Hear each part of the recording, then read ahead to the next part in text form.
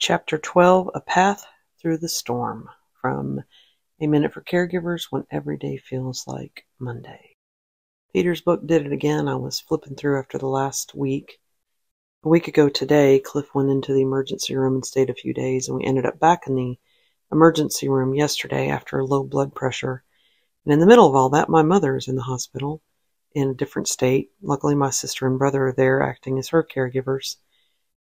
She's actually got a blood infection, and she's kind of struggling. She's going to have a procedure, and there's, a little bit of worry there about what's going on. And I missed a lot of work yesterday and today, and I'm just trying to regroup, and Cliff is home, so I was able to have the kids fill in for a little bit and take a little bit of respite myself. And tonight I picked up this book, and lo and behold, I found a chapter that fits very quickly.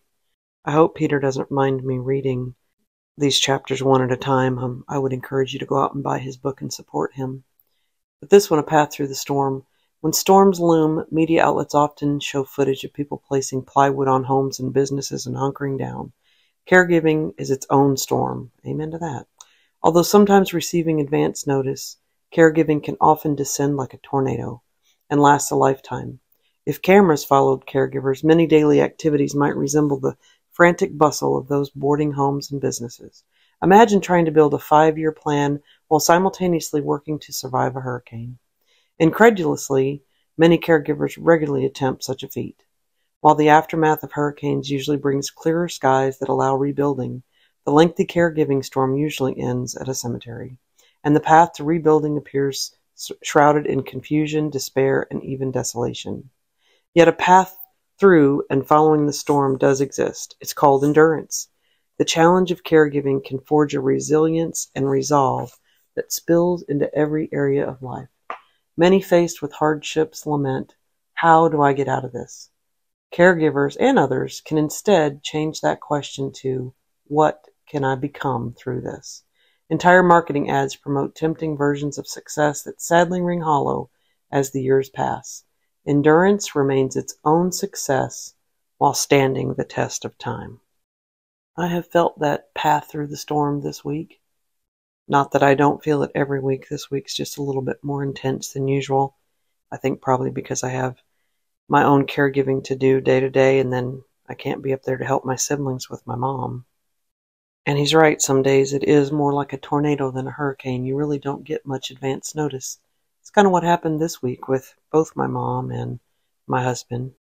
And caregiving changes you. Not just for the worse, but for the better. You do become a stronger person. You do learn how to endure. And I guess that makes me think about the rebuilding after a storm. I grew up in the Midwest and went through a lot of tornadoes. I'm not a hurricane gal because I don't live on the coast, and I have some friends that have been through that.